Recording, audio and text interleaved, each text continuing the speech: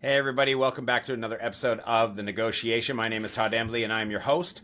Today, I am pleased to be joined by Qin Chen, the managing editor at TechNode, one of the leading media sources on China's technology and startup scene.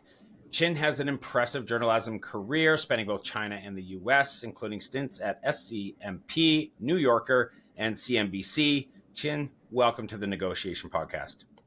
Thanks for having me, Todd. All right. Now, some of you may or may not remember if you've been a long-time listener. I think a few years ago, we actually interviewed the founder of TechNode, Gong Lu, but it has been some time. TechNode always at the forefront of reporting on all things tech startup and otherwise in China and in Asia. So it's really exciting to have somebody come back after such a long period. We're really thrilled to have you. First of all, why don't you tell us, where are we recording you from today?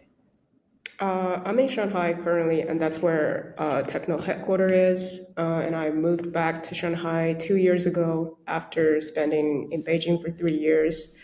And before that, I was in the US.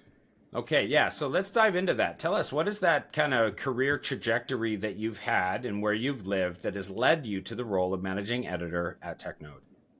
Um, Honestly, it's just the flow of event. You can't really plan on those things. I would say I'm a content creator and a strategist, and started in media and also have worked in the media industry for 9 years. Five of those are in the US and four of those are in China. So I started more as a video journalist. So I worked as a video producer for CNBC and then shortly for the New Yorker magazine's video team. And then after that, I really thought about coming back to China and transitioning more to a writing role. And that's what I did. So Yeah. back in 2019, I joined at CMP, the South China Morning Post, covering China's societal and current affair for their startup news app called Inkstone. And then after that, I felt this feeling that I wanted to concentrate on one area instead of looking at a broad range of things. Because at SCMP, a general news, and also at all the other places that I've worked before, you also have to follow policy, economics, businesses, just a lot of things. And I wanted to focus on maybe one or two things. And that's when TechNode jumps out. That opportunity came, and I felt it was a good way for me to focus on tech. Looking at the society through the lens of tech, and I like that focus. So yeah, that's where I am now, managing a small group of reporters covering China's tech industries. Is it fair to say TechNode is an independent? Yeah, Yeah. yeah, absolutely. Okay. And, just before we began, I was telling you how long I've known Gong Lu, how much I love Gong and appreciate him as just one of the most true people that I've ever had the pleasure of knowing in my life. He's such a great guy. And as you were talking about traveling through, and especially with being South China Morning Post, I wanted to ask you something at the beginning about the state of journalism, because I find, politics has a way of bringing media very much to the forefront. It's in the limelight. You've done it in the U.S. and now you've done it in China, two of the hottest places where media is talked about. And I think globally it is under the gun a little bit right now. We see a lot with the social medias. I know that Canada and Australia trying to make the tech giants like Facebook pay when they link to the stuff going on. It's just always there now. It's always there. So big, broad, overarching question of what are your thoughts on journalism and media in the world today? Um, Gosh, that's a It's a that's a big one. big one. Look, I think journalism and media has become very different in the last 2 decades. Um, Partly thanks to the internet and all of the apps and all of the mobile mobile revolution that we're seeing now. One thing I would say is we're living in an age where media and journalism are increasingly become two different things. People consume a lot of media, but very few of them are made with a journalistic mind because a lot of the social media, a lot of the influencers, they not studied an ounce of what journalism or news came before them. I'm not saying that anyone that does news need to study, but there is a way of producing very, very objective facts. There is a system of doing that. And a lot of the media that we consume these days just aren't made with that mind. And I think that's going to be a trend continuing on. So I would say the media businesses has been pretty much revolutionized by Facebook, by Google, by all of the big content heavy internet giants. The business model that worked before Mm-hmm.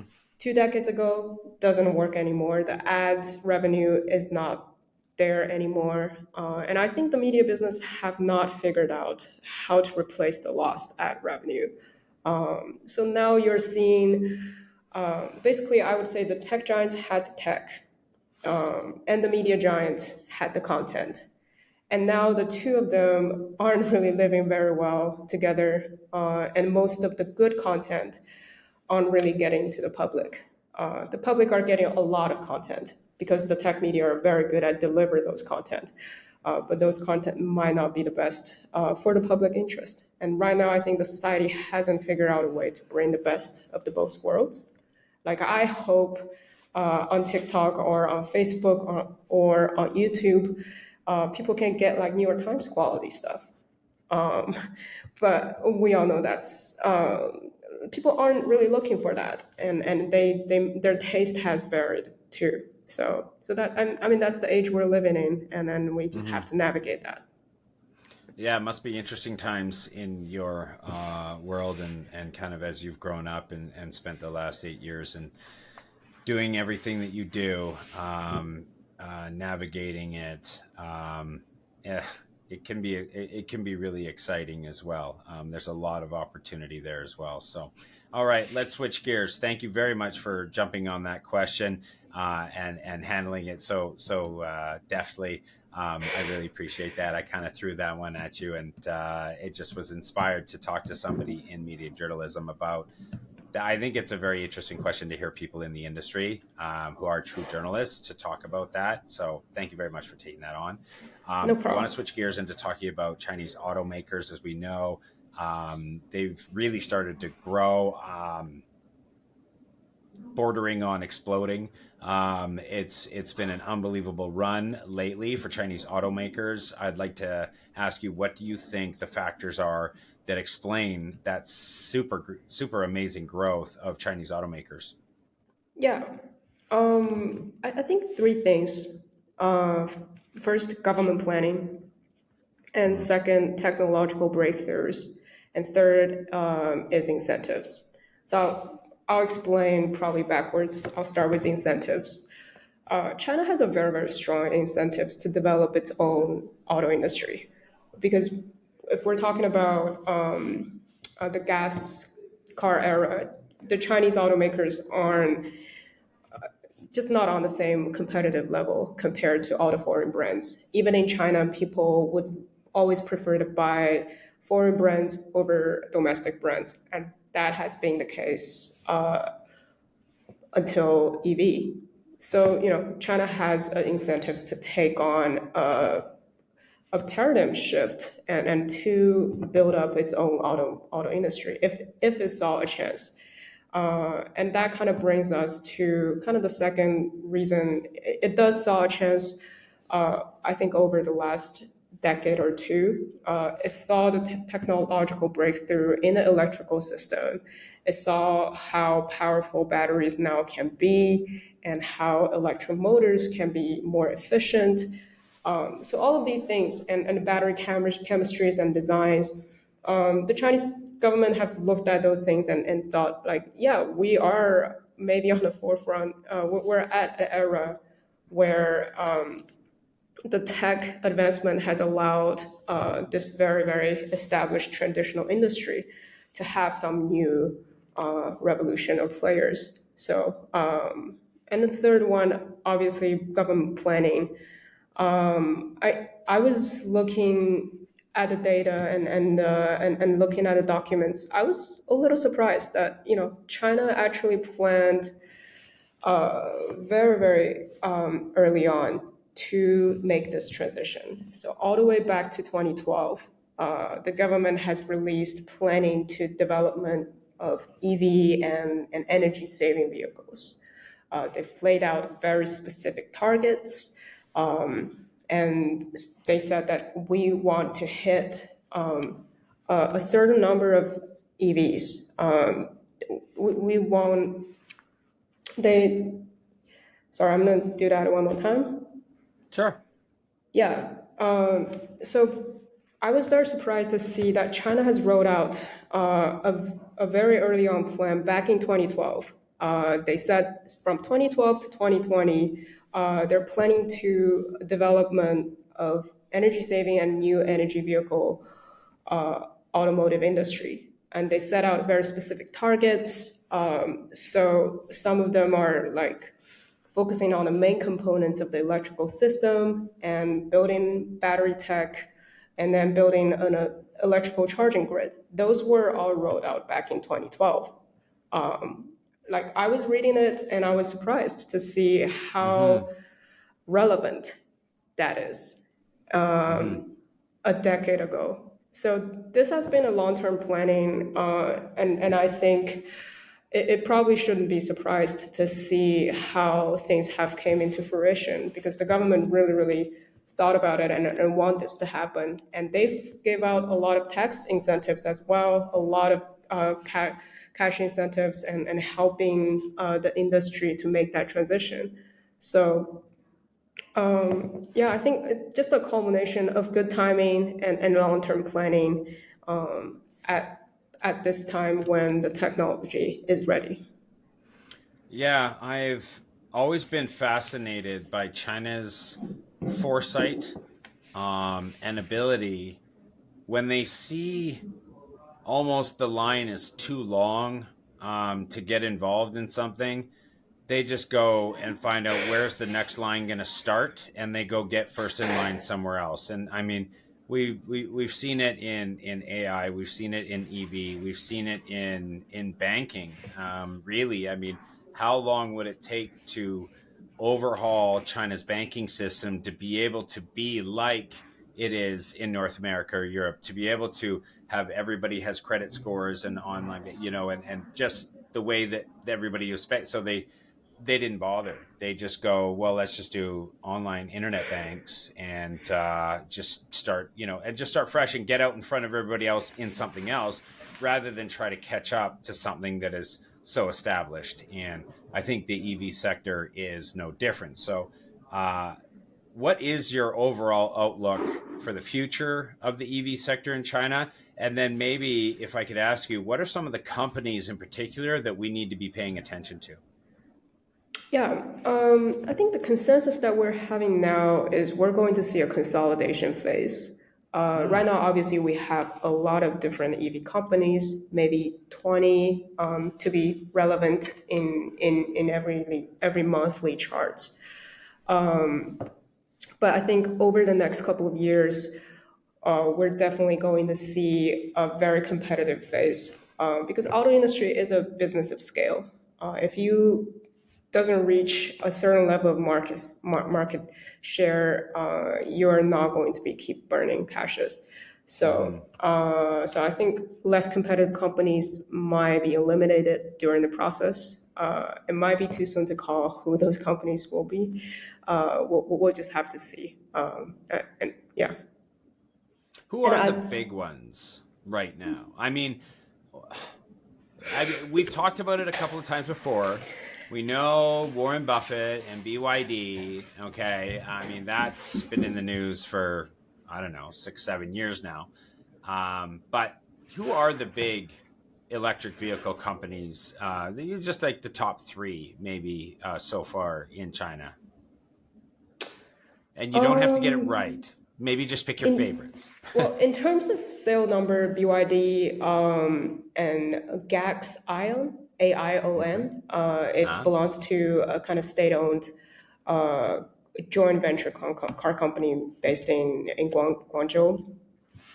So these two are probably on top of the monthly sales chart. And then, Tesla China is also always the stable there. And then obviously we have the US trio, the NIO, the XPeng, and the Li Auto. Those three EV startups have listed in the US, and they've always been sort of talked together during the past couple of years, looked at as the disruptors, so to speak. So yeah, those are the companies that have the limelight for sure. yeah. Yeah, there's so many out there now, and I love it. I think it's amazing. I'm just worried about where we're going to get all the electricity soon, or where neighborhoods are going to be able to provide it without taking down the entire grid overnight. I know here in Canada we've got other companies like Polestar. There's Hmm. another company that I'm a bit of a fanboy of Rivian. I like the look and design and functionality of their vehicles a lot. So that's really cool. Now, also big tech companies are getting into the EV game as well. How do big tech companies get involved in electric vehicles, and how do you view that trend going forward? Before I get to that question, can I add a little bit on the previous one? Yes. Yeah, I just want to mention a few kind of companies that is probably a little bit under the radar and people might not pay as much attention to. That'd be great though, because I mean, all of our China watchers and Asia watchers that listen to this show, that's exactly the stuff they're looking for. So yeah, give us some of the unknowns or lesser knowns. Well, lesser knowns. So those companies they tend to price lower, and I would say they probably targets rural China and maybe like lower tier cities. So I consider them as maybe the potential Pinduoduo of Mm. EVs. Mm-hmm. Mm-hmm. Um, uh, one I already mentioned, the Ion, that one, and then Hozon, Hozon. That company makes very affordable, rate like kind of super fancy cars, like racing cars. Like they're very fancy. They sometimes have gold wings, and they're priced incredibly friendly. So I would assume they attract maybe young buyers in lower tier cities. So you can spend probably like 200,000 RMB on a sports car, like a fancy looking sports car, but it's EV, like a sports EV. So Hozon and Depot, DEPAL, that's also a sub brand that came from a joint venture state owned uh, automaker. They also make like SUVs or smaller cars, but again, very affordable and cheaper price. And Okay. then Wuling is another one. They make very very small car, like smart, like Mm-hmm. two-door tiny cars. That one has been selling incredibly well in smaller areas. So yeah, I would say pay attention to some of the lower priced EV makers. They may not have the best tech, uh, but in terms of market attraction, they might surprise people. So 200,000 RMB these days. Are we sitting around 35,000 US? What is just to put that in US dollar terms? Uh, Is it still yeah, about 6 to 1? uh, 7 to 1, seven 7 to to one. 1 US? Yeah, so like Okay. about 30,000, 30,000. Yeah, Okay. for Okay. an EV sports car that looks can catch eyeballs. Yeah. And has gull-wing doors. I love that. Maybe not all of them have Galwings, but I know that some of them do. Mm-hmm. Yeah. Nice. Okay. Yeah. So let's go and talk about the big tech companies getting involved. Big tech companies getting in on the EV game. How do they do it, and how do you view that trend? Yeah, I think honestly it's very, very logical to have the big tech to get in our EVs because we're seeing a transition in the Chinese tech giants where they're transitioning from making consumer grade product or making focusing on consumer services to a more industrialized services. Because if we're looking at the big tech companies, Alibaba focuses on shopping, Tencent focuses on content, messaging, and gaming, and Baidu is on search uh, and AI, and ByteDance is on content and shopping again. So a lot of those things, they're two C, they're two customers, but everybody could see that that area, the growth has already reached into its ceiling. There will still be growth, but it just won't be that much and that drastic, like what it was back in 2010. So it's natural for these big companies to want to get on the new growth point. And automotive, honestly, is one of the two brightest growth area in China, probably in the past 3 years, especially last year. So, and I think out of all of the giants, Baidu and Huawei is probably much more involved in the industry. Both are trying to offer software and operating systems for EVs. And Xiaomi, obviously, the smartphone maker, is trying to launch its own EV by 2024. So Wow. that's probably the most involved out of all of them. The rest, I think, Alibaba has its own sub brand trying to build an auto operating system again. And also Alibaba and Tencent are heavily involved in investing in all of those EV startups. They've definitely invested a lot of money to fund those EV startups.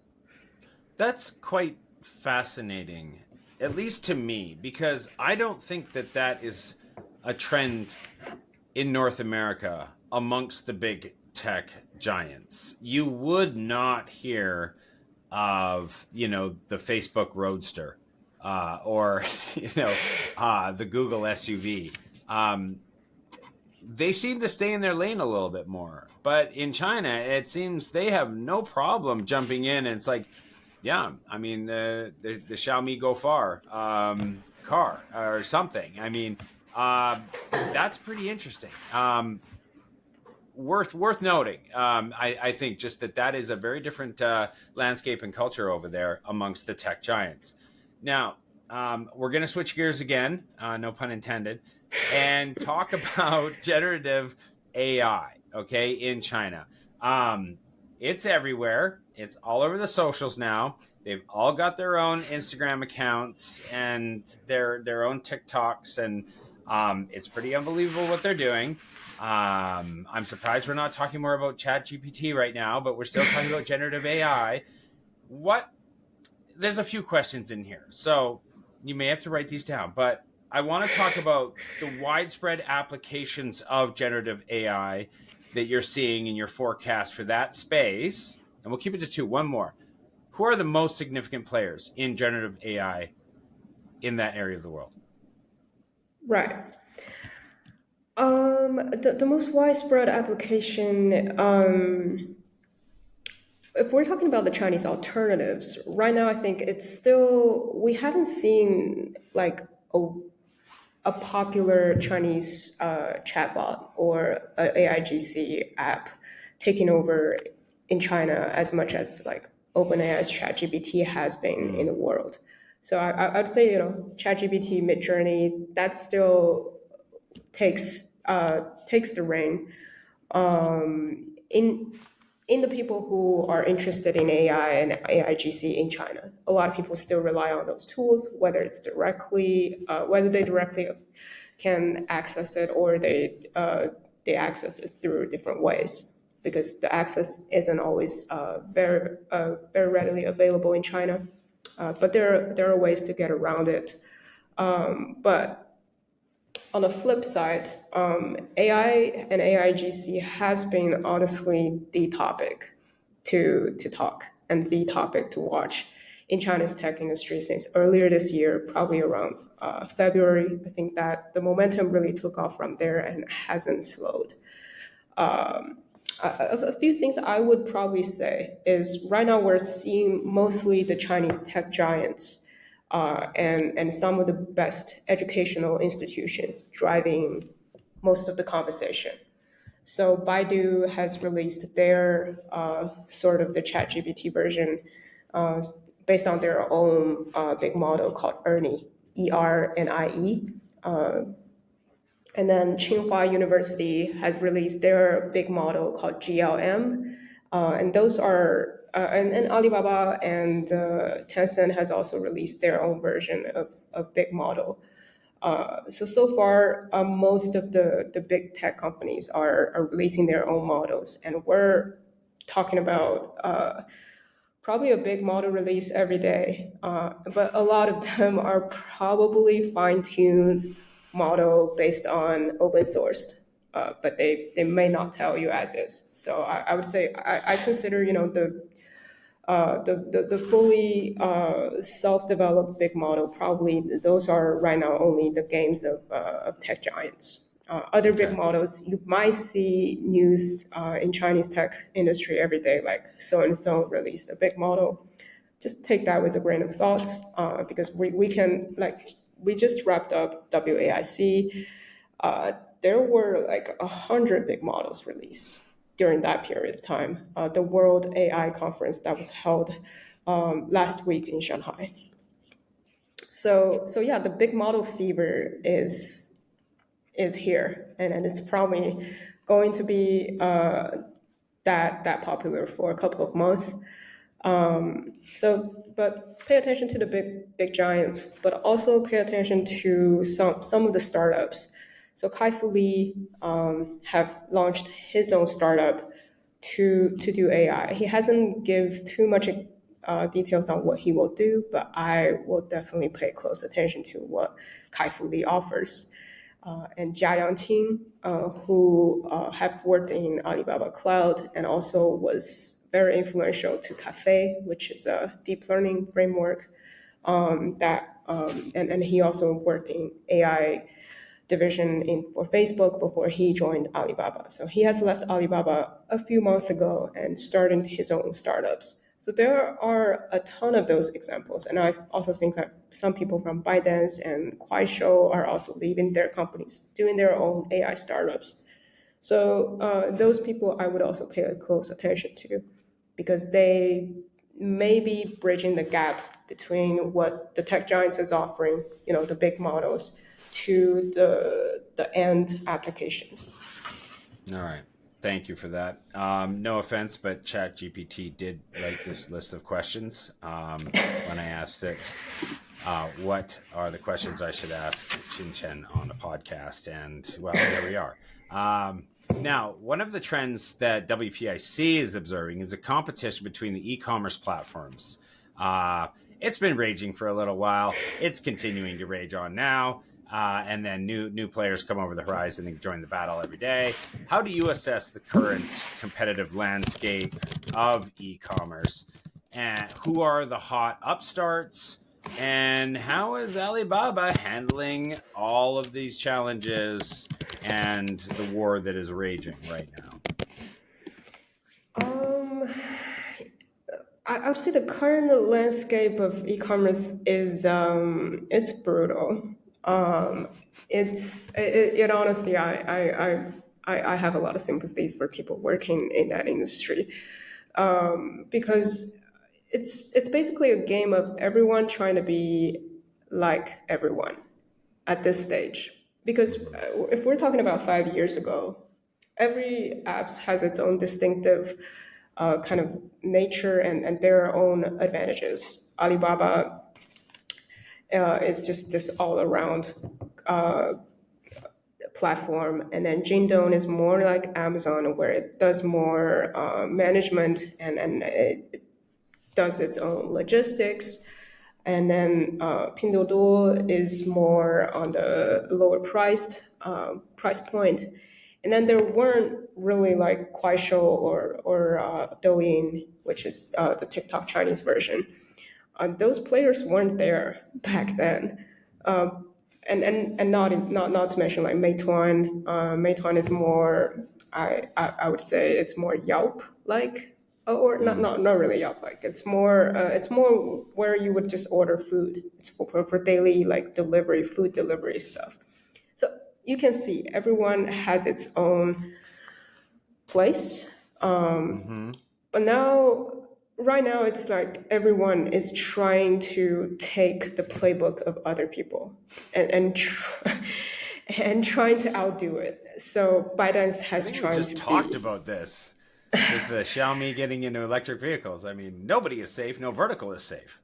Yeah, the vertical right now, like the e-commerce is the worst of the vertical infringing trend, where like everyone is trying to do everything. So Meituan is trying to be a little bit more like Alibaba, where they offer just traditional e-commerce like shopping experiences outside of the food delivery. So now you can buy groceries, you can buy all different kinds of things on Meituan if you want. And Jingdong is trying to be more like Pinduoduo, where they just try to keep the price low.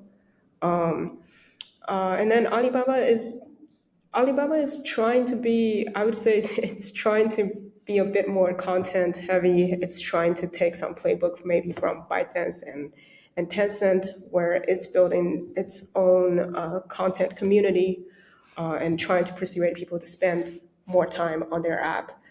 And also like new players, so content players, we're talking about ByteDance, Douyin, and Xiaohongshu, and then even Tencent's WeChat's video channel.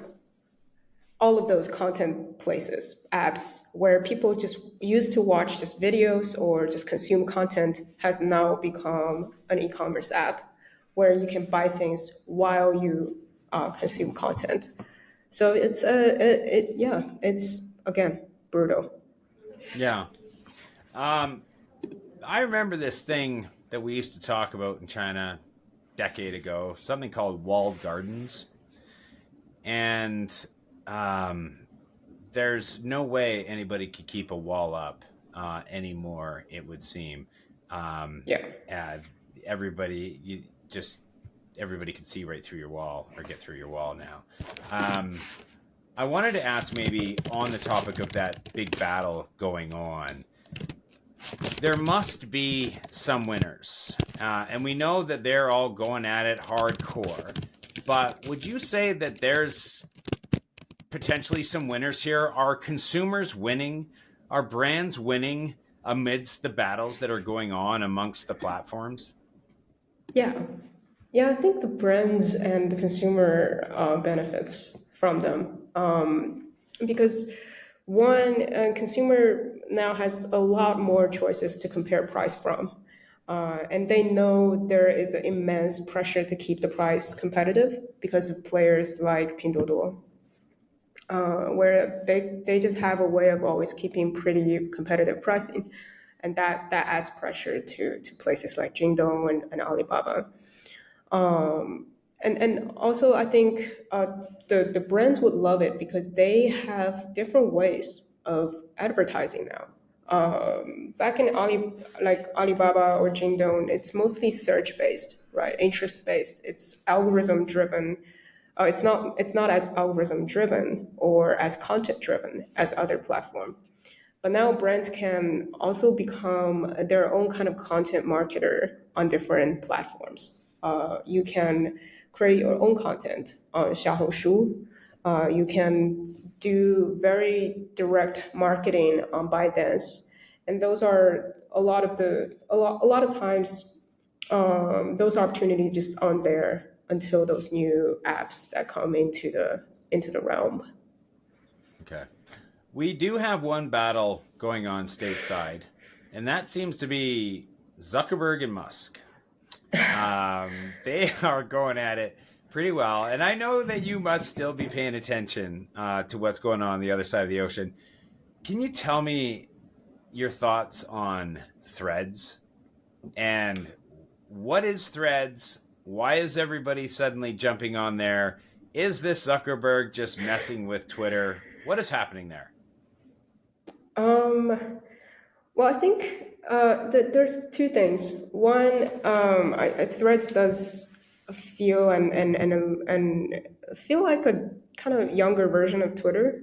And it's probably more catered towards Instagram users than previous Twitter users. So I'm seeing a generation gap. If you're a Mm, heavy Instagram users, you would love Threads because all of your yeah. friends that you used to interact with is already on there, and you may not be as a heavy a Twitter user before, because I think Instagram people are more visual than Twitter people. So all of a sudden you have a different platform to communicate and showcase. But if you're a heavy Twitter user and you're more of a text-based person, you might find it a kind of a weird place because you don't know who those people you're following, and you don't know why those conversations are happening on your feeds. So I think there's a generation gap there. Mm, Maybe millennials and Gen Zs likes Threads more than a more older generation. yeah. Um, Well, to be honest, I never got on the Twitter train. I had to put a pin in the socials somewhere and draw the line, and kind of that's where I drew it. And now Threads, I'm like poking around a little bit, just to see. It hasn't grabbed me yet, so we'll see. But again, thank you for taking that on. I appreciate that.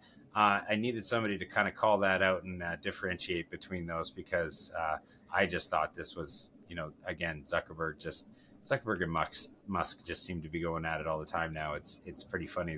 They may actually end up in a ring one of these days, and that would be awesome if that happened. To wrap up the socials, let's talk a little bit about Meituan. Um, a related trend is competition in the local life sciences or local life services space. Um, Meituan owned it, but now, do they still? Are they losing their grip on that market? I don't think so. Okay. Obviously, we're seeing ByteDance dipping their toe into it with Douyin, but honestly, local life services is hard work, and it's really hard work. You have to manage a fleet of delivery drivers, and you have to constantly manage the mom and pop shops. Uh, those are just dirty works, and not every company's has the appetite to manage those work. And I think Meituan is known for willing to do the dirty work and to thrive on the low profit margin. Mm-hmm.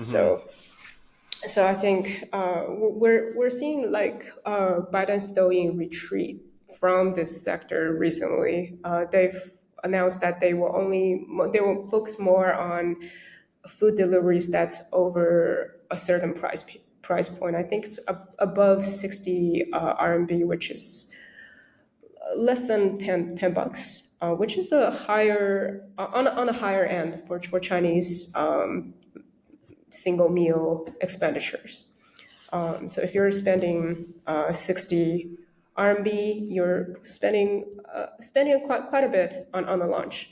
So they're kind of leaving the smaller cheaper price to other apps. They're more focused on the higher, more expensive meals. So that tells me that they are having trouble managing logistics, managing deliveries. So they're trying to do less. So Yeah. yeah, I think Meituan is still the king.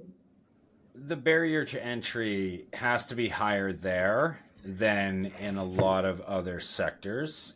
It's a lot to understand, build, and manage, and then the relationships and the culture. And I also think that the switching costs are really high to try to Yeah. steal market share as well, because these are people that have spent a long time getting comfortable, especially on the B side, that they're not going to be super excited about having to learn something new. And given the kind of revenue profit margin that you're playing in right there, to actually what it would cost to have them overcome the inertia to switch would be pretty huge, maybe not worth paying for, and it may not be worth. So the pioneering costs were definitely worth it for Meituan, and yeah, they're going to be very hard to dethrone in that space. So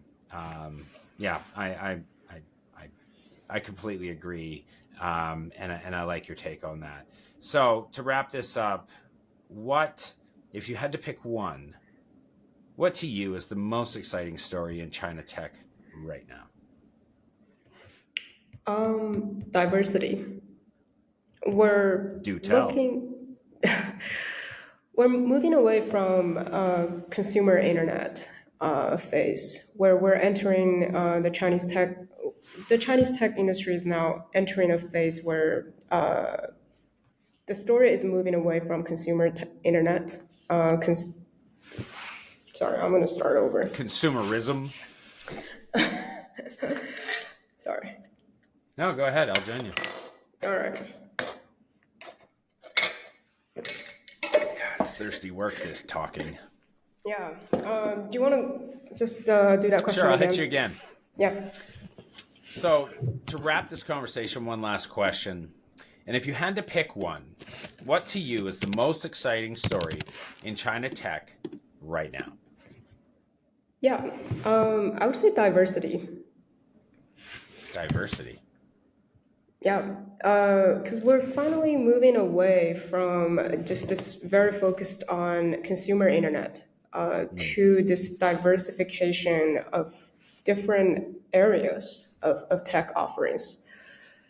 Just then we talked about EVs, and behind EVs, there's also a lot of actions that's happening into industry internet, so industrialized internet. So we're talking about SaaS, software as a service companies. We're talking about cloud computing and AI. So we're seeing that the Chinese tech industry are maturing to a degree where there's a lot of different subsectors, and each subsectors are very exciting and are developing. I think before 5 to 10 years ago, most people still just focused on consumer tech companies. So the shopping, the content, the gaming. And now, outside of the shopping and content gaming, we're having a wide basket of different companies that also offering business to business services and products. And some of them are more hard tech than the soft tech that we're seeing. So yeah, you can just pick and choose your own subsector to watch now, because there's plenty to watch in each field. Okay. Awesome. All right. Qin Chen, managing editor at TechNode. Thank you very, very much for being on the show today. We really appreciate your time. Thank you so much for having me, Todd. All right. For everybody who's listening to the podcast on Google Podcasts, Apple Podcasts, or Spotify, don't forget we have the video version over in the WPIC YouTube channel. And for those of you watching on the YouTube channel or watching the video wherever you're watching it, don't forget we have the podcast on all the podcast platforms. But for me and everybody who helps produce the negotiation, and for Qin Chen for being such a wonderful guest, thank you very much for listening, and we will see you next time. Have a good one.